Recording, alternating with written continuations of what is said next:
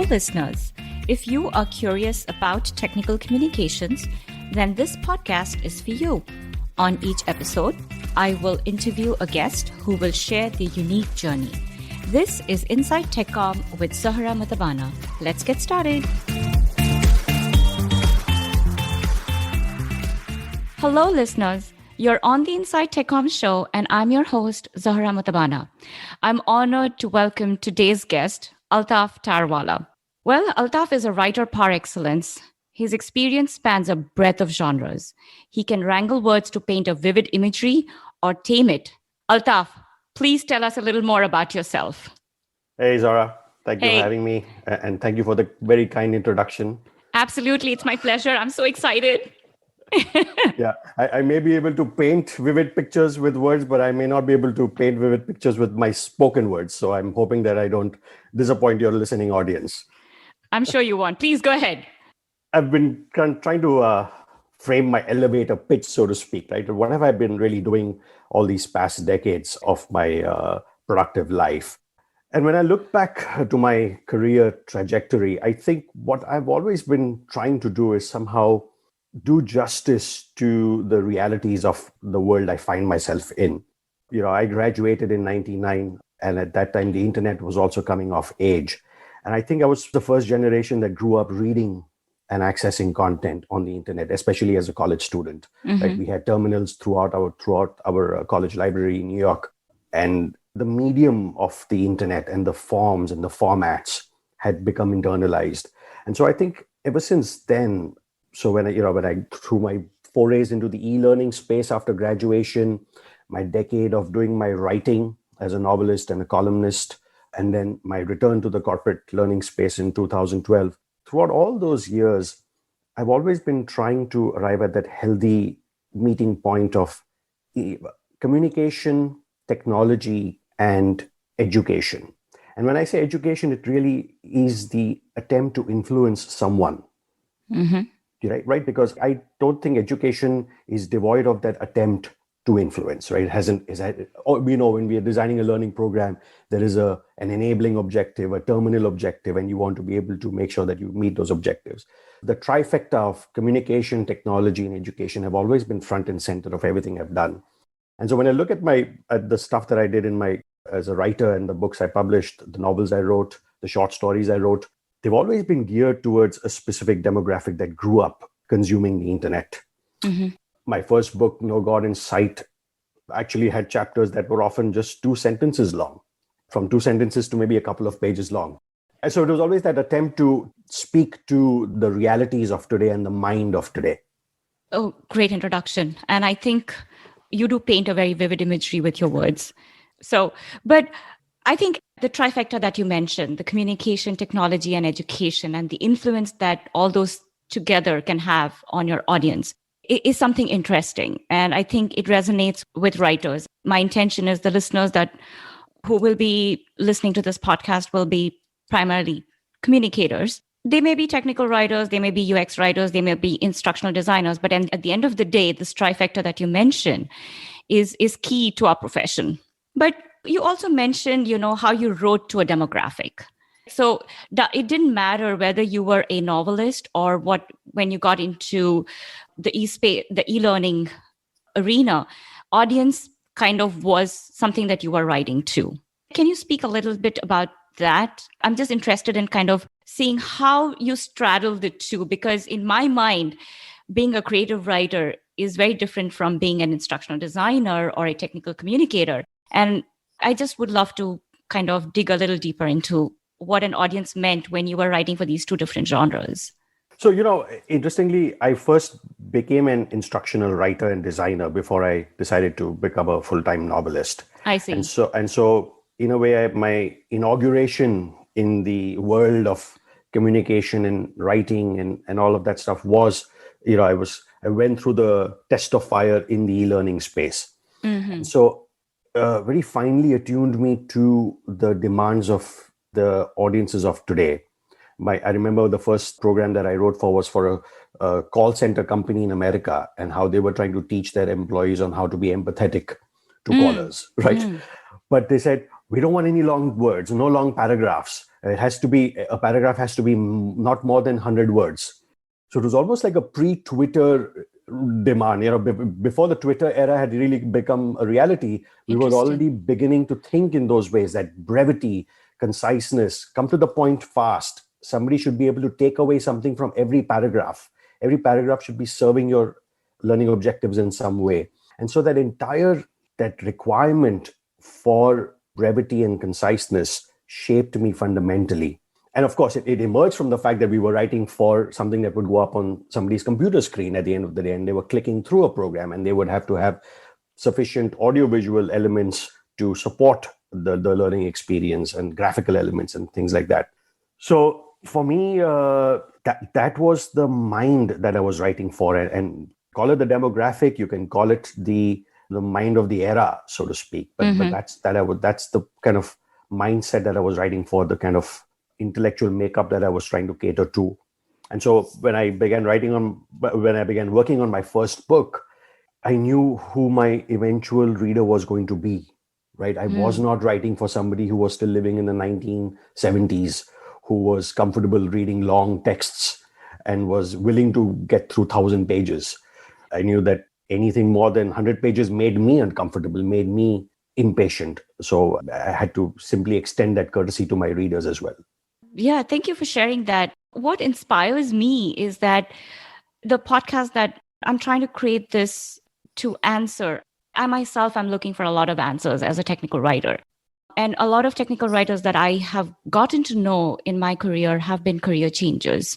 With having you on my show, what I'm taking away is that you can kind of navigate these different spaces, these different genres, because there is a common thread that runs through them. As a novelist, you may call it the demographic, and as an instructional designer, you might call it an audience. But there is a certain skill set. You're training your mind to start addressing that demographic, that need of the audience, or as you called it, the mind of the era. I like that. I really like that phrase. It really is fascinating to me that people can navigate these two spaces, and what you have done in the past doesn't have to be compromised, that you can actually build upon that. That is a common thread that I try to kind of emphasize and reinforce in each of my episodes, is that if you've done something in the past, you always can leverage from that. So thank you so much for sharing that with us. Altaf, I was looking at your LinkedIn profile, and it's impressive, to say the least. You have done project management, you've done content strategy, you have done, of course, you're in the e-learning space, so you're writing, there is that need for quick learning. There is something terminal about it as well. As a novelist and as an instructional designer, how was that for you? So Zora, first of all, I just want to backtrack to what you said earlier, and I appreciate that you recognized that what you do in the past should be able to contribute to your future. Thank you. Thank you. That is something that you have to work towards. And it may sound like, oh, of course, if it worked out, then it worked out. But if it doesn't, then what? But I think everything that we do, and if we do it with a kind of a sense of true immersion and dedication, should and ought to be able to contribute to your future endeavors. And so, again, it's not like if I were to be looking at this objectively, I would be like, there is no intersection between writing novels and working in the corporate learning space. But you have to be able to extract the right lessons from what you've done in the past. And some of the lessons that I extracted are the lessons of independent thinking, the importance of always looking at the opposite perspective or taking into account opposing perspectives. As a novelist, that was my constant thing, that I may write a page, but then I also have to think of it as a critic and then be ready to kill my darlings. And so if I've tried to carry over all those ways of thinking and being into my corporate working space and the corporate working mindset, and I find value in doing that, right? So when I work today, I'm always thinking both as a part of the organization, but also as someone who's removed from it, so that I can maintain that objectivity and bring in that external perspective, even if I'm not an external. And that's very important as a writer. Absolutely. Yeah. I think the word you said was empathy. And I love the fact that you mentioned it, because if you cannot empathize with your audience, then you're not putting yourself in their shoes, what their challenges could be or how they're thinking. Absolutely. So I think it's very important. But an interesting question comes to my mind is, did you have to have empathy as a creative writer? Or is it something that you can, not pay that much attention to? I'm just curious for my personal No. I mean, curiosity. you may start with the usual narcissism and self-regard and concern for oneself. But as any writer will attest, the craft and the form and the very process of writing, especially fiction writing, if done with kind of true immersion, cannot but leave you with a sense of deep empathy and compassion. It starts with your characters first, but then you realize that my characters are finally figments of my imagination, but there is a whole world of living, breathing people around me. And that sense of empathy and compassion is unavoidable. And then, of course, as to build on that, then if you have that in you, then that you can extend that empathy and compassion to all sorts of audiences. So, as you know, design-centric thinking is a big buzzword now, but I think at the heart of it is a sense of empathy. That do you truly understand your audience? Do you truly design whatever it is you're designing by keeping your end user front and center? And the empathy is the spark of that process. Is the spark. It is at its core and the spark. Yeah. So, okay, that's awesome. You mentioned characters, and I'm thinking in my world, that would probably translate to personas. I used to enjoy creative writing, but I felt like once I became a technical writer, I had to sort of tone down that aspect about me. Did you have that challenge, Altaf, when you had to straddle one or the other? Did you have to kind of let go of one to balance the other? Although we are seeing that there are these common threads, but there is this other facet that seems to me like conflicting, right? Because as a writer, as a technical writer, or as an instructional designer, you have to rein in your creativity. And I'm just curious to understand what would your take be on that?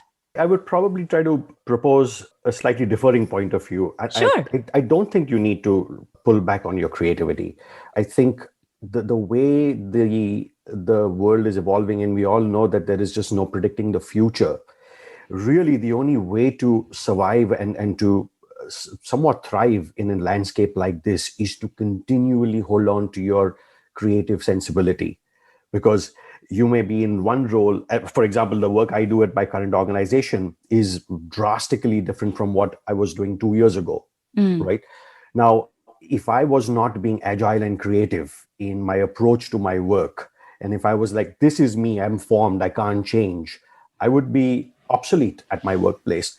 But the challenge is continually to maintain that sense of suppleness, flexibility, and creativity, agility. They're all in the same family of attributes, right? To be able to quickly change your mind.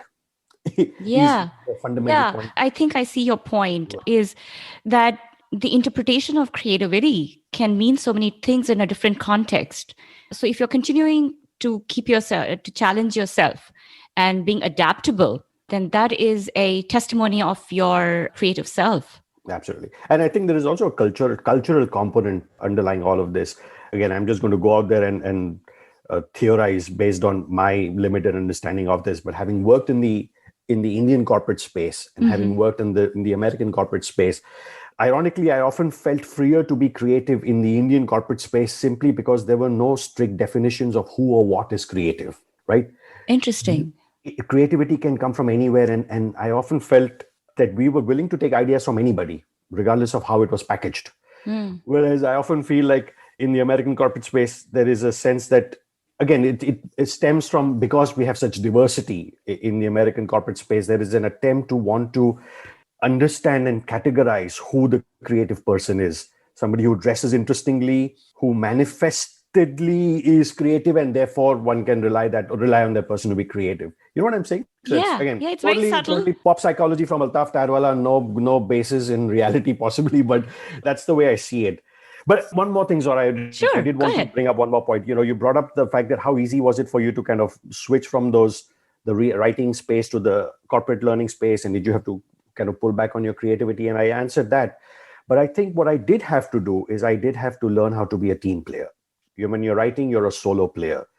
Right. But when I re-entered the corporate learning space after that decade of a break, I had to once again learn to restrain my individualistic impulses and always take into account the team's perspective. And I think that's how I really picked up on project management. So although I don't have a formal degree in project management, the ability to do that allowed me to take on more and more responsibility, to be able to facilitate conversations between different parts of the team. Graphic designers speak to IT speak to visuals speak to sound designer. Let's see how we can all come together to create a more robust learning product. Let's see how we can service our clients better by ensuring that we're also being proactive with their requirements and really being empathetic towards their future needs. And so that ability to facilitate the conversation, and that's something I've truly enjoyed as well. And that's something I think I enjoy much more now than the solo activity of sitting alone in a room with my laptop. I think that's a very important perspective because, again, this is something that I'm theorizing based on my experience. There is this perception of writers being solo. It's a solo act. They are introverts. We have all these labels that are attached to us. And I think the distinction is it depends who you're writing to and what you're writing. Then there is a need for that. Then it has to be a solo act. But when you are in the corporate world, for our listeners, it is important that you collaborate and understand the importance of working on a cross-functional team, because the team is working towards a common goal, a common objective to fulfill a common business need, and collaboration is key. And I think, sharing that perspective is invaluable. I have so many questions going through my mind all at once, and I've had them written down here. So you mentioned that you had an advertising background. But then advertising is very different from being a novelist. And it's kind of, again, we are talking about the common thread, but at the same time, there are differences. What were some of the challenges? We've talked about what has worked. What were some of the challenges, if you would like to share any? Challenges pertaining to what specifically? I would say just, if there were any challenges in the context of, you mentioned that you took a break of a decade and then you came back. Was it seamless to reintegrate into the corporate world, or did you have to overcome any challenges? If so, if you would like to share, and if not, that's great too. Mostly logistical challenges, but again, that's not supposed to be part of this conversation. But no, I think those 2-3 years that I worked in the corporate learning space before I decided to become a full-time novelist, I worked for some really great organizations, and I was able to build some really deep connections with people in those organizations. And so when I showed interest to return to the corporate learning space, I was able to find room again in one of those organizations. And they were working on a great project, on a great initiative, and it was exciting work. And that really drew me in. Of course, over that decade of writing, it was also saw the rise of social media, the decimation of our attention spans and of the publishing industry. I grew up in a family that owned one of Bombay's oldest bookstores, new and secondhand bookshop. And in 2011, that bookshop closed down because my uncles didn't find it viable to continue anymore. And so there were so many things that occurred from 2002 to 2012 that made it more and more clear to me that I needed to pivot. As much out of self-interest, of course, but also out of a sense of, if I want to continue to be at that intersection of communication, technology, and education, I began to see how my service as a writer or a columnist would have to lessen in volume, to so to speak. I don't know, or at least I would have to scale back on that if I wanted to continue to be a part of this world, of this era. I see. Wow. It may sound very, very cold-blooded or kind of scheming, but that was never the case. Of course, I have a family to feed, and the need to pay rent. That too was, of course, important, but also not wanting to be left behind and become obsolete. And I began to see that in the later years of my writing life. Altaf, thank you. That was something very personal that you shared with us. So we really appreciate it. I really appreciate it. And this is really sort of the reason for that question is more to be encouraging to our listeners that you got to pivot. I think that's the key word here. And if you don't pivot, then you are not going to be responding to the times and grow as an individual more so. And So, never forget the importance of nurturing relationships. Of again, I know that building one's brand is such an abused term, and I often find it distasteful when it is done in this kind of cold-blooded manner. But I think you build your brand inadvertently when you do your best, when you give your all, when you truly are empathetic towards the needs of the folks you're working with. And so then they forever remember the services you provided to them in whatever capacity you could. And that is a form of building one's brand or leaving one's legacy for however short period of a time you've interacted with someone. oh, I love what you said. I think, yeah, we're all trying to constantly build our brand. And I think the influence that you have on other people is also kind of building your brand, right? It's not what you put out on social media and just on your LinkedIn profile, but Absolutely. these organic relationships that you build with people also speak to your brand.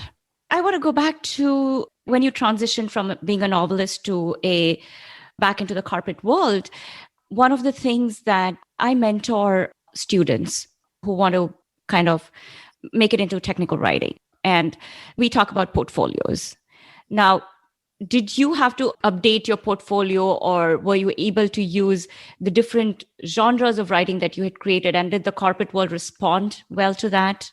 The team that I rejoined, I had been in touch with them, and they had been, watching my portfolio out in the public, because I was also a columnist for some newspapers in Bombay and Knockwood. My books were kind of in the news a bit, so there was, that portfolio was out there, and I think that helped. And then when I rejoined it, I was kind of on probation for the first 9 months, because I think I needed to make sure, and the Right. organization also needed to make sure. But it worked out well. I was able to pivot. I was able to adapt to the new realities of my situation and of the new working environment, because again, I hadn't worked in 10 years, and the entire working world had changed. New technologies, new ways of collaborating and communicating across teams and with clients, and client expectations had evolved as well. So I think Actually, so this goes back to what you just said about building relationships and nurturing them. absolutely, And that's what, kind of paid itself forward, yeah, true. right? As we grow in our careers and the grays appear, you kind of tend to fall back on those relationships. And for anybody that is starting off their career, I always recommend that keeping that communication alive is key, because you never know when that relationship can grow to become something better.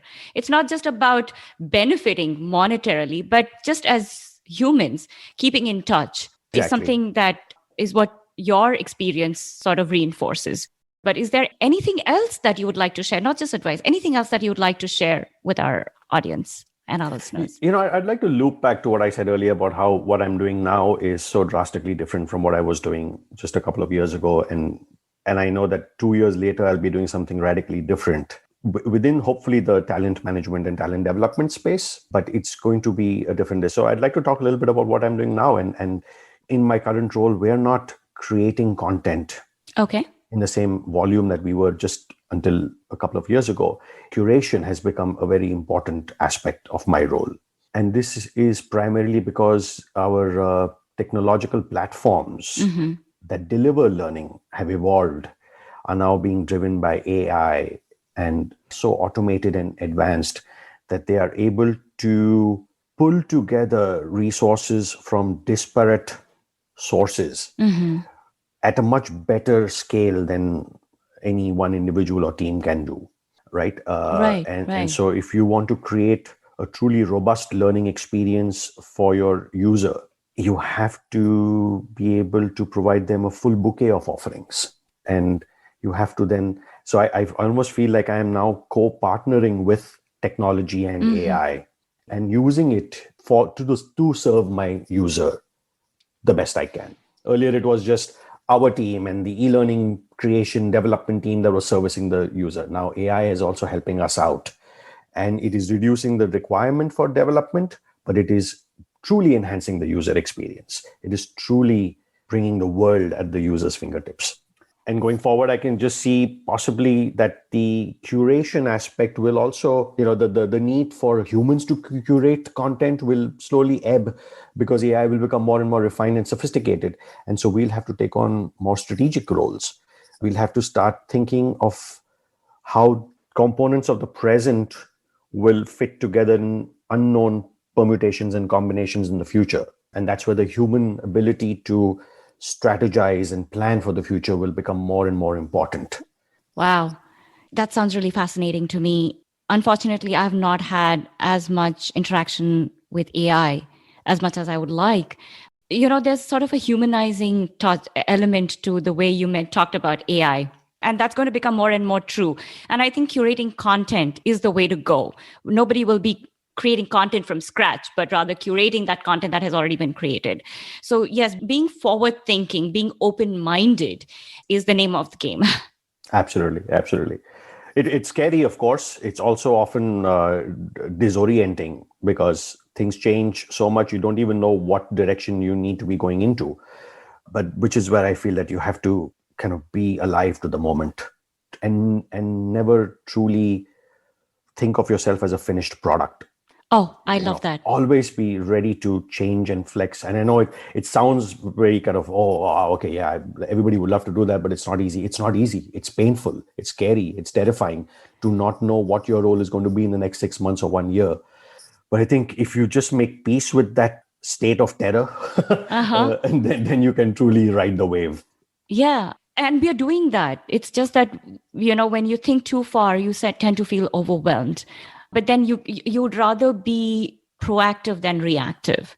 Absolutely. So I think that's a very important takeaway from this conversation is to be connected with your tribe, to be responsive and to be aware. Self-awareness is one thing, and then what is going on around you. And learn from the past, learn from the failures of the past. And don't think of them as failures as much as think of them as lessons to be learned and internalized and never to be repeated. I mentioned that bookshop, right? The new and secondhand bookshop. It was part of my family's legacy. And I remember for a couple of years before it closed down, I was like, no, I should take over this. I should be the one running this. But now when I look back, I'm like, I'm glad I didn't, because I would have taken on an establishment that eventually would have had to accept the reality of the time, right? Would have had to scale back, and that would have been more painful. So while I grieve the loss of that establishment, or I grieve the loss of so many ways of being that I had become comfortable with in the past, I also accept the fact that, yes, if I had remained stuck in that, I would have become obsolete. I wouldn't have been able to be here now. Yeah, I mean, in hindsight, that seems like you made the right decision because it has allowed you to be here and to be enjoying it. True. So, well, yeah, enjoyment might be a far stretch. I know. I should choose my words more carefully. I agree. But I guess in a state of mind where you feel like you're creating value. Further skepticism, even. Further skepticism. So I think all value is retrospective. All value is retrospective. You look back and you realize you've created value. Out of 100 things we do, 40 of them may end up feeling like that was valuable, but 60 of them are like, oh, that was a total waste of time. I shouldn't even have gone down that path. But that's fine. That's life. That is life. Exactly. And I think there is no right or wrong to it. It's just what it was. And you've moved on. And as much as you said, you grieve the loss of that establishment, but you've been able to pivot. And I think being adaptable and moving on is how you can, I guess, be able to live with the times and strategize. So On that note, Altaf, I really had fun engaging in this conversation with you. Is there any resources that you would like to share if you have any? No, not that I can. There's no lexical. Of course, I have my own go-to places, but I try to always ensure that I have a lot of extracurricular reading that happens. I try to keep in touch with the latest trends in art and philosophy and science and technology. And it may seem like it's not directly related to my work, but that when I read that stuff and when I keep in touch with that stuff, it enriches what I bring to the table when I get to work, which is why I'm a big fan also of always nurturing a side passion. Think of it as plan B, but think of it as something that allows your brain to switch off from your main money earning activities and switch back to something that truly gives you so much of self-sustained pleasure and joy, but also enriches you. So that when you go back to plan A from plan B, you enrich plan A as well. Ability to pivot and exist in two worlds at the same time. I think with the 2020 being the way it was, it has allowed us to pause and decompress, and having that as something that you do on a regular basis is important, I think. And on that note, Altaf, thank you so very much. It was an absolute pleasure. Thank you, Zara, for having me. Absolutely. Really enjoyed the conversation. Thank you. Thank you. Thank you. Have a wonderful day. You too. Thanks for listening. If you enjoyed this episode, please share on your social media to help me reach a wider audience. Subscribe to the podcast on your favorite app, including Apple, Google, or Spotify. Follow us on Twitter at InsideTechCom or visit us at www.insidetechcom.show for the latest updates. Catch you on another episode.